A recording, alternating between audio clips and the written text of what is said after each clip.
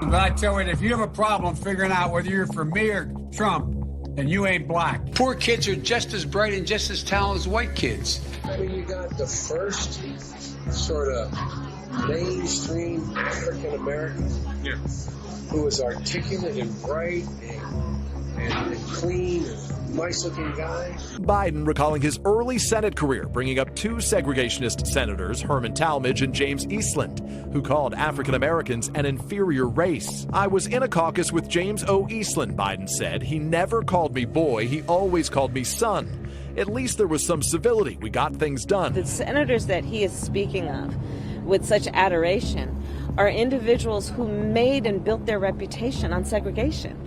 The Ku Klux Klan celebrated the election of one of them. Using the word boy in the way he did can cause hurt and pain, and we need a presidential nominee and the leader of our party to be sensitive to that. My Democratic colleagues don't like me saying this. I think the two-party system is good for the South and good for the Negro, good for the black. Other than the fact that they still call me boy, I think they've changed their mind a little bit. As also noted, Robert C. Byrd was a parliamentary library, a keeper of the institution of the Senate, and he was the institution itself. For a lot of us, he was a friend, and he was a mentor, and he was a guide. 1987, he bragged about getting an award from George Wallace. Biden bragged about an award from the notorious segregationist Governor George Wallace and told the Philadelphia Inquirer, "I think the Democratic Party could stand a liberal George Wallace, someone who's not afraid to stand up and offend people." You cannot go to a 7-Eleven or a Dunkin' Donuts unless you have a slight Indian accent. Unlike the African American community, with notable exceptions, the Latino community is an incredibly diverse community with incredibly different attitudes about different things. They're going to put you all back in chains. Biden was remarking to an audience in South Virginia that included hundreds of black voters. If Haiti just quietly sunk into the Caribbean or rose up 300 feet, it wouldn't matter a whole lot. The reason I was able to stay sequestered in my home is because some black woman was able to stack the grocery shelf. One thing Biden is being slammed for is the crime bill he helped write 25 years ago that many critics say resulted in mass incarceration, especially of young African-American men. Unless we do something about that cadre of young people, tens of thousands of them, born out of wedlock, without parents, without supervision, without any structure, without any conscience developing. It did contribute to mass incarceration in our country. There's about 100,000 of them, if you want to be rhetorically extreme about it, who are the predators. They are beyond the pale, many of those people. We have no choice but to take them out of society. It's awful hard as well to get Latinx vaccinated as well. Why? They're worried that they'll be vaccinated and deported. Because I was 29, I'm like the token black or the token woman. I was the token young person. Even call centers, which rushed overseas in the hundreds of thousands.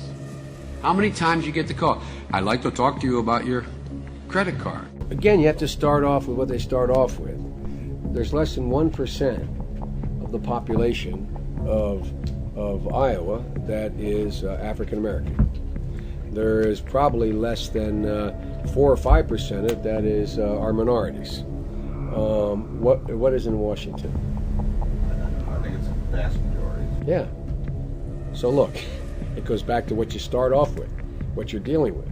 If you were, the emperor right now, you're running the show, what are the things that you would do? Lee Kuan Yew, who most foreign policy experts around the world say is the wisest man in the Orient. Hunter once refused a date because of his own Asian hate. In the 2019 exchange, his cousin Carolyn offers to set him up with one of her friends, to which Hunter replied, "No yellow." But there's one more band member that I want you to meet. Ladies and gentlemen, our vocalist tonight, Michael Jackson. Michael, would you please stand?